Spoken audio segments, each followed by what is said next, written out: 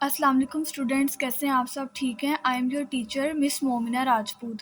आज हम जो टॉपिक डिस्कस करेंगे वो है केमिस्ट्री क्लास 10 चैप्टर नंबर 14, जिसका नाम क्या है, states of matter and phase changes. इसके बारे में मैं आपको पिछले लेक्चर में बता चुकी हूँ, स्टेट्स ऑफ मैटर क्या है, फेज चेंजेस क्या है, और इसका फर्स्ट टॉपिक इंट्रोडक्शन भी हम पढ़ चुके हैं। आज लेक्चर नंबर 2 है, जिसमें हम क्या पढ़ेंगे, इंटरनल एनर्जी के बारे में। उसके अलावा इंटर कन्वेयंस की फर्स्ट हम टाइप पढ़ेंगे, मेल्टिंग वाली। तो स्टार्ट करते हैं। इंटरनल एनर्जी क्या होती है? इंटरनल एनर्जी किसी भी सब्सटेंस की टोटल एनर्जी होती है। इन अदर वर्ड्स मैं बोलूँ तो किसी भी सब्सटेंस की टोटल एनर्जी क्या है? Kinetic energy and potential energy. तो जो काइनेटिक एनर्जी और पोटेंशियल एनर्जी का सम होता है ना, सम, उसको हम क्या बोलते हैं? Internal energy. काइनेटिक एनर्जी आपको पता है कि मॉलिक्यूल्स की मूवमेंट की वजह से होने वाली एनर्जी, और पोटेंशियल एनर्जी उनकी पोजीशन की वजह से होने वाली एनर्जी। तो ये जो कलेक्टिवली है ना, इन दोनों को अगर हम ऐड कर दें तो जो एनर्जी बनती है उसको हम बोलते हैं इंटरनल एनर्जी। अब आपकी टेक्स्ट बुक में एक इम्पोर्टेंट एमसीक्यू है इस टॉपिक के एंड पर। एमसीक्यू क्या है कि हीट इंक्रीज करने से इंटरनल एनर्जी किसी भी सिस्टम की वो क्या होती है? इंक्रीज होती है। ये आपको क्लियर नज़र आए कि एमसीक्यूज़ क्या है। हीट अगर आप किसी भी चीज़ की, किसी भी सिस्टम की अगर आप बढ़ा दोगे तो उसकी इंटरनल एनर्जी बढ़ जाएगी। वो कैसे? वो ऐसे कि जब आप हीट करोगे किसी भी चीज़ को तो उसके मॉलिक्यूल्स क्या करेंगे? ज़्यादा तेज़ी से वाइब्रेट करेंगे, ज़्यादा तेज़ी से मूव करेंगे, जिसकी वजह से काइनेटिक एनर्जी बढ़ेगी। काइनेटिक एनर्जी चेंज होगी तो मतलब पोटेंशियल एनर्जी, उनकी पोजीशन भी चेंज होगी, जिसकी वजह से हीट बढ़ाने से इंटरनल एनर्जी किसी भी सिस्टम की क्या हो जाएगी? वो इंक्रीज़ हो जाएगी। क्योंकि इंक्रीज़ क्यों होगी? डिक्रीज़ भी तो हो सकती है ना। डिक्रीज़ नहीं हो सकती, इसलिए नहीं हो सकती क्योंकि हीट बढ़ाने से मॉलिक्यूल्स की काइनेटिक एनर्जी इंक्रीज़ कर रही है। So that is the reason कि हीट बढ़ाने से इंटरनल एनर्जी इंक्रीज़ ही करती है। ओके, नेक्स्ट हम मूव करते हैं अगले टॉपिक की तरफ। नेक्स्ट जो आपका टॉपिक है ना वो है इंटरकन्वेयंस। इंटरकन्वेयन नाम से ही आपको पता चल रहा है, इंटर कन्वर्ट होना, किसी भी चीज़ का एक फॉर्म से दूसरी फॉर्म में कन्वर्ट हो जाना। सबसे पहले है आपकी बुक में मेल्टिंग। मेल्ट कोई चीज़ कब होती है? जब आप सॉलिड को हीट करते हो तो वो लिक्विड में कन्वर्ट हो जाता है, ऐसा ही है। तो देखो, आपने सिंपल किया क्या? आपने सिंपल सॉलिड को हीट किया और वो क्या हो गया? मेल्ट हो गया। ओके, अब हुआ क्या? जब आपने हीट किया ना तो जो मॉलिक्यूल है उसकी वाइब्रेशनल एनर्जी बढ़ गई। उसके मॉलिक्यूल्स, जो बात अभी थोड़ी देर पहले मैंने की थी, मॉलिक्यूल्स क्या करने लगे? वाइब्रेट करते हैं जब आप किसी भी चीज़ को हीट करते हो। वाइब्रेट करना मतलब आपस में टकराते हैं। तो अब क्या होगा? यानी कि अभी तक मैंने बताया कि आपने जब मॉलिक्यूल को, यानी सिंपल किसी भी सब्सटेंस को आपने हीट किया, वो लिक्विड में हो गया कन्वर्ट।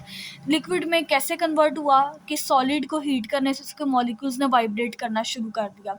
लेकिन देखें, जिस तरह बॉइलिंग है उसी तरह मेल्टिंग का भी एक स्पेसिफिक पॉइंट है। हर चीज़ का एक मखसूस पॉइंट है जहाँ पे वो मेल्ट करती है। अब देखिए, मेल्टिंग पॉइंट क्या होता है? एक पर्टिकुलर टेम्परेचर, एक ख़ास टेम्परेचर है जहाँ पर क्या होता है? वाइब्रेशनल मोशन ओवरकम कर जाती है, यानी कि वाइब्रेशनल मोशन बहुत तेज़ हो जाती है। ओवरकम कर जाती है मतलब कि वो गालिब आ जाती है किस चीज़ पर? Cohesive forces. कोहेसिव फोर्सेस वो वाली फोर्सेस होती हैं जिन्होंने दो, यानी कि मॉलिक्यूल्स को कंबाइन करके रखा होता है, बॉन्ड उनके दरमियान बनाया होता है। तो जब आप हीट करते हो एक ऐसा टेम्परेचर आता है जहाँ पर वाइब्रेशनल मोशन इतनी ज़्यादा स्ट्रॉन्ग हो जाती है कि वो उन कोहेसिव फोर्सेस को क्या कर जाती है? ओवरकम कर जाती है, और बॉन्ड क्या हो जाता है? टूट जाता है। बॉन्ड टूटने का क्या मतलब हुआ? कि चीज़ अपनी सॉलिड फॉर्म से लिक्विड फॉर्म में कन्वर्ट हो गई है।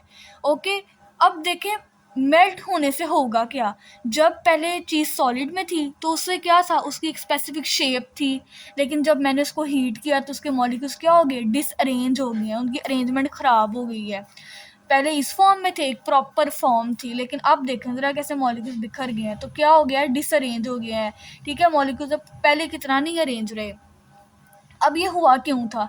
जब हमने हीट किया, ये हीट का सिंबल होता है, हम हीट के लिए यूज़ करते हैं। जब मैंने सॉलिड को हीट किया वो क्या हो गया? मेल्ट हो गया। एक बड़ी इम्पोर्टेंट बात और एक बहुत इम्पोर्टेंट कॉन्सेप्ट है यहाँ पर, ध्यान से आप लोगों ने सुनना है। समझना है तो फिर आपने दोबारा से पीछे वीडियो को करके देखना है। देखें, जब चीज़ सॉलिड थी ना, मैंने इसको हीट किया, वो लिक्विड में कन्वर्ट हो गई। जब वो चीज़ मेल्ट होना स्टार्ट हो गई है ना, उसके बाद टेम्परेचर चेंज नहीं होगा। दोबारा सुने, जब आपने किसी सॉलिड को हीट किया, सॉलिड को हीट करने से क्या हो गया, वो मेल्ट हो गया ना। जब उसने मेल्ट होना स्टार्ट किया, उसके बाद टेम्परेचर जो है वो चेंज नहीं होगा। रीज़न क्या है उसकी? देखिए, एनर्जी, हीट भी तो एक एनर्जी है ना। वो हीट एनर्जी क्या करेगी, फेज चेंज करने में काम आएगी। सॉलिड से लिक्विड में जब आपने कन्वर्ट कर लिया ना, सॉलिड से जब लिक्विड में चीज़ कन्वर्ट हो गई है, तो उसके बाद क्या होगा, जब वो मेल्ट हो रही है, फिर वो सिर्फ मेल्ट होगी। वो सारी एनर्जी, वो सारी हीट जो कंज्यूम हुई है, वो फेज चेंज करने में हेल्प आउट करेगी आपको। जब वो चीज़ प्रॉपर मेल्ट हो जाएगी ना, उसके बाद टेम्परेचर फिर इंक्रीज़ करना स्टार्ट करेगा। क्यों? किस लिए? बॉइलिंग के लिए। समझ आ रही है? ये हम नेक्स्ट लेक्चर में पढ़ेंगे भी। आज के लिए बस आप इतना ही याद रखें कि वो एनर्जी फिर कहाँ लग रही है, फेज चेंज में काम कर रही है। अच्छा, इंटरनल एनर्जी के बाद ना 2 शॉर्ट क्वेश्चन से क्विक चेक के मैं आपको उनके आंसर भी बता देती हूँ। ओके, तो ये ज़रा आप लोग देख लें। What is the transitional motion? ये मैंने कल भी बताया था। Transitional motion is the type of motion in which all particles of a substance move in a straight line, जिसमें मॉलिक्यूल स्ट्रेट लाइन में मूव करते हैं विदाउट रैंडम मूव या विदाउट एनी मूवमेंट, सिर्फ स्ट्रेट मूवमेंट शो करते हैं। It is commonly observed in gases and liquids. Second short question आपकी book में लिखा हुआ है कि जो is the average kinetic energy possessed by the particle of A gas and a liquid same at the same temperature. अगर आप temperature same रखो तो क्या एवरेज काइनेटिक एनर्जी गैसेस की लिक्विड की सेम रहेगी? यस। यहाँ से लेके यहाँ तक क्वेश्चन के अंदर ही लिखा हुआ है कि yes, average kinetic energy same रहेगी। उसकी वजह क्या है, ये भी मैंने आपको पिछले लेक्चर में बताया था कि टेम्परेचर डायरेक्टली प्रोपोर्शनल होता है काइनेटिक एनर्जी के। एवरेज काइनेटिक एनर्जी के टेम्परेचर क्या होता है, डायरेक्टली प्रोपोर्शनल होता है। This is because temperature is directly proportional to average kinetic energy. यहाँ पे आप ज़रा करेक्ट कर लीजिएगा, ये काइनेटिक एनर्जी यहाँ पर आना था। Yes. State of matter does not affect it, यानी कि सॉलिड होने से या लिक्विड होने से या गैस होने से फ़र्क नहीं पड़ता। सॉलिड की बात नहीं हम करेंगे, गैस या लिक्विड होने से फ़र्क नहीं पड़ता स्टेट ऑफ मैटर का। क्यों? क्योंकि टेम्परेचर डायरेक्टली प्रोपोर्शनल होता है काइनेटिक एनर्जी के। ओके स्टूडेंट्स, अब लास्ट चीज़, बस 1 मिनट का काम रह गया होगा मज़ीद। आप लोगों को मैं बुक से मार्क करवा देती हूँ, आपने इसको अटेम्प्ट कैसे करना है अगर ये लॉन्ग में पेपर का हिस्सा बने तो। देखिए, नंबर 1 पे ना आपने इसकी डेफिनेशन मार्क करनी है, इधर से मार्क करें। At the particular temperature, solid vibrational motion becomes so fast that it overcomes the cohesive forces. As a result, solid starts melt, and this temperature is called melting point. Paper में आ जाए ना तो आपने number 1 पे melting point की definition लिखनी है। उसके बाद आपने एक्सप्लेनेशन की हेडिंग बना के ना ये 2-3 लाइंस लिख देनी है। The physical state of A solid substance can be change bye simple heating. मैंने यही बताया था ना, सिंपल हीट करने से क्या होगा, स्टेट चेंज हो जाएगी। आगे आपकी एक्सरसाइज का शॉर्ट क्वेश्चन भी आएगा, उसका भी ये आंसर है कि हीट क्या इंक्रीज करती है, काइनेटिक एनर्जी बढ़ा देती है, जिसकी वजह से क्या होता है, वाइब्रेशन इंक्रीज हो जाती है, हायर फ्रिक्वेंसी तक चली जाती है। तो उस टेम्परेचर पे क्या होता है कि वाइब्रेशनल मोशन ओवरकम कर जाती है कोहेसिव फोर्सेस को, और सॉलिड क्या कर देता है, मेल्ट। ये आपकी एक्सरसाइज का क्वेश्चन नंबर 7 है, उसका भी ये आंसर है। मैं बाद में आपको भी बता दूंगी। अब तक मैंने क्या बताया, नंबर 1 पे डेफिनेशन, नंबर 2 पे आपने एक्सप्लेनेशन की हेडिंग बना के यहाँ तक लिखना है। उसके बाद आप हेडिंग बनाएंगे melting point, melting of A solid, ये आप हेडिंग बनाएंगे। मैंने आपको बताया ना, मेल्ट करने से क्या होगा कि जो सॉलिड है ना, उसकी पोजीशन फिर वो नहीं रहेगी, क्या हो जाएगा, उसकी जो मीन पोजीशन है ना, वो अरेंजमेंट उसकी ख़राब हो जाएगी।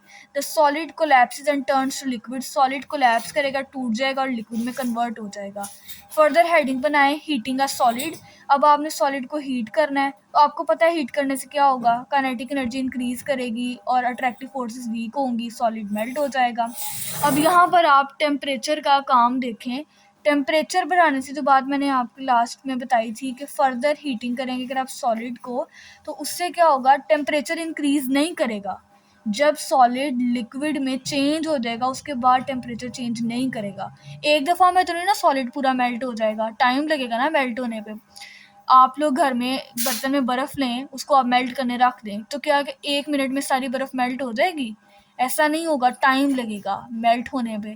तो जब वो चीज़ मेल्ट होने लग गई है ना, तब उसका टेम्परेचर चेंज नहीं होगा। रीज़न, आपकी बुक में लिख दी है, वो सारी एनर्जी कहाँ पे यूटिलाइज होगी? Convert the solid it's into liquid, liquid में चेंज होने में हो जाएगा। जब चेंज हो जाएगा उसके बाद टेम्परेचर आपका फर्दर क्या होगा? इंक्रीज होगा। तो ये मैंने आपको बता दिया है, आपने क्या करना है।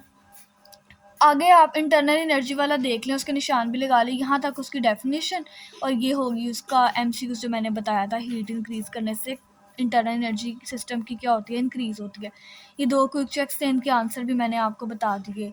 किसी बच्चे का कोई क्वेश्चन हो तो वो कमेंट सेक्शन पे पूछ सकता है, और उम्मीद है कि आपको समझ आ गई होगी। दुआओं में याद रखिएगा। I am your teacher miss Momina Rajput. Okay students, अल्लाह हाफिज़, अपना ख्याल रखिएगा।